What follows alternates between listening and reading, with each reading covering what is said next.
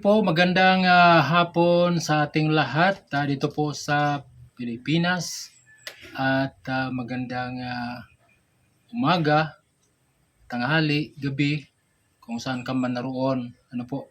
So ngayon pong hapon ang ating pong ibibida po sa atin ay ang ating pong gulay, isa sa mga paborito ng mga Bisaya at paborito din ng mga Ilocano. Ano? At kahit sa ibang dako ay mayroon ding naging paborito po ito. Ano po? At hindi lang ito simpleng gulay. Ito ay pwede din pong gamot. Kaya po, dito po sa ating channel ay marami po tayong matutunan. Kasi pag-usapan din po natin yung mga halaman, natural, organic, at makakatulong na let your food be your medicine and your medicine be your food. So maging organic po tayo. Ano po, hindi po ibig sabihin porki lagi kong sinasabi ito, porki naggulay-gulay tayo o kaya nagprutas-prutas ay akala natin ay healthy na tayo.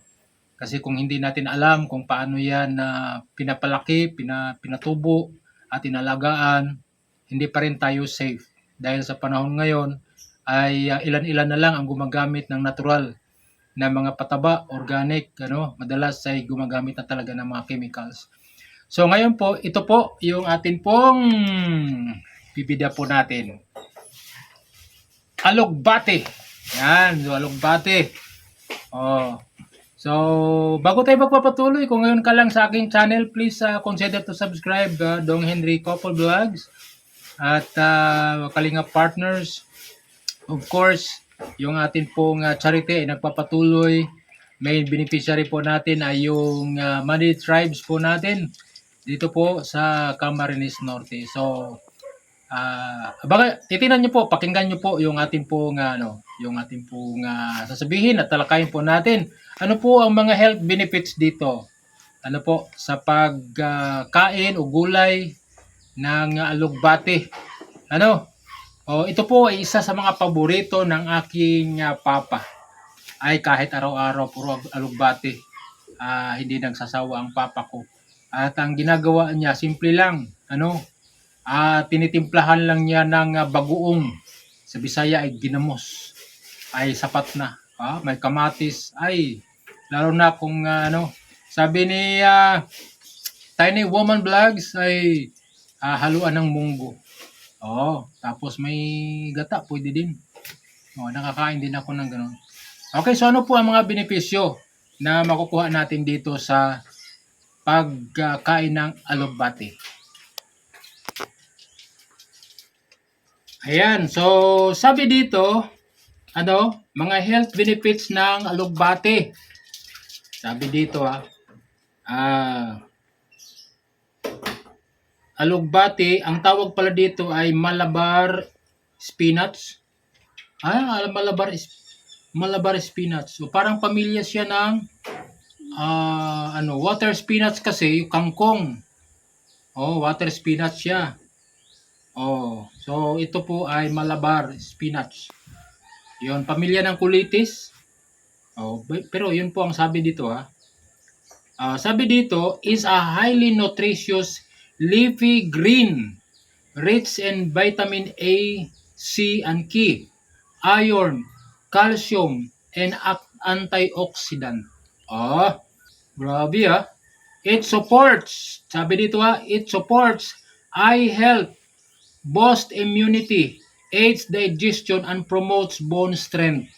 Ay guys, yung ito pala, yung alugbati ay maganda sa ating mga mata, sa ating mga paningin. Ito po, supports eye health. Alugbati is rich in vitamin A, beta-carotene, lutein, and zeaxanthin, which help protect retinal tissues from free radical damage, reduce the risk of cataract, and prevent macular degeneration. Nagpo-protect pala ito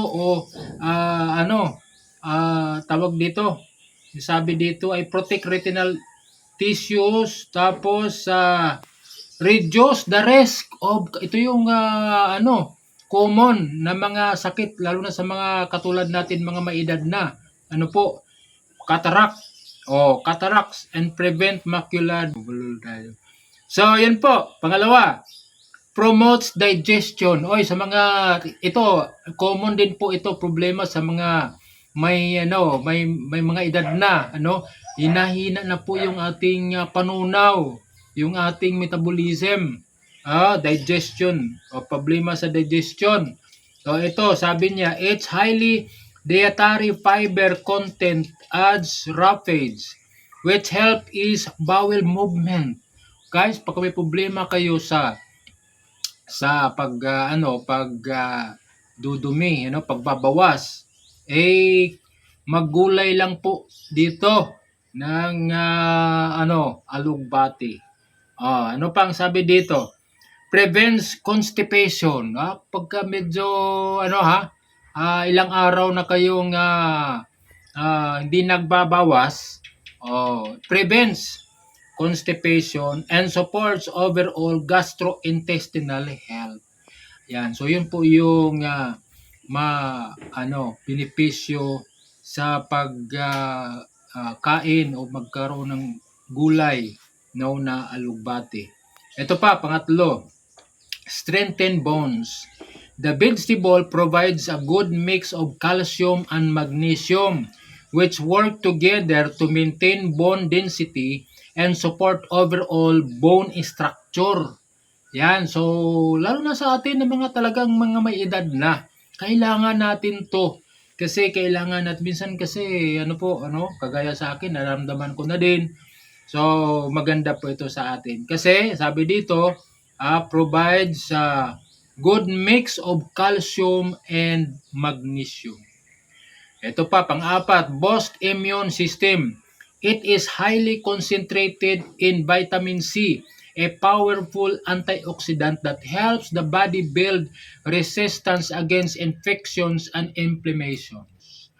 Ayan, so magbubuhos siya sa immune system. Against sa mga free radicals. Ano pa? Ito yung maganda sa mga hindi po nakakatulog ng maayos, at sa mga kulang ng dugo, maganda pala ito. Kagaya sa akin, ako guys, nagpipiros po ako. Prevent anemia. Alugbati contains significant amount of iron and folate, which are crucial for producing red blood cells and preventing iron deficiency anemia. Alam niyo ba yun? Then, aids in pregnancy. Sa mga nagbubuntis, ito po, pakinggan natin. The high folate vitamin B complex content promotes proper neural tube and fetal development in pregnant women. Sa mga magbubuntis, ayan, pwede po din ito. Tapos, pa? Contains, regulate blood pressure. It contains potassium, magnesium, mineral that play a vital role in regulating heart rate and maintaining healthy blood pressure levels. Sa mga medyo mataas yung kanilang pressure, mataas ang high blood. So, yun po. Ito po guys, biyaya po ito ng Diyos. Na hindi kinakailangang magdepende tayo sa mga gamot na nabibili sa ating pong mga parmasyotika. Una, siyempre, mahal. Pangalawa, ay ito po ay chemical, synthetic. Tapos, siyempre, pag nagpunta ka doon, siyempre, mamasahe ka, gagastos ka, bibili ka lang ng ganon, tapos yun, mamasahe ka pa, pabalik pa uwi. So, katipid po tayo, nasa paligid lang natin. Ito din po, para sa mga gustong pigilan yung ating pagtanda, ay yung mukha. Kagaya ko, ay pa lang, 58. Hindi halata kasi parang 65 na. Sabi dito, skincare and anti-aging. To. The vitamins and the carotenoid antioxidant in the leaves help fight oxidative stress, keeping the skin hydrated and slowing down premature aging. Oh, alam niyo yun? Oh, kaya po ito, may ano po tayo, mayroon po dagdag na kaalaman. Ano po, dito po sa atin pong channel, sana po makakatulong po ito. Ito po, paramihin po natin ito. Yan, marami pa po akong tanim doon at gusto po kung hindi lang ako laging maging ano din ito, makakatulong din tayo encourage po natin yung ating po mga beneficiary para po sa mga Kalinga partners, may mga beneficiary po tayo.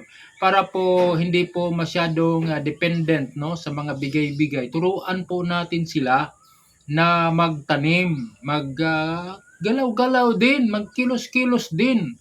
Pag may time, kung kaya man lang, Pero siyempre sa mga senior na hindi na kaya, hayaan nyo na.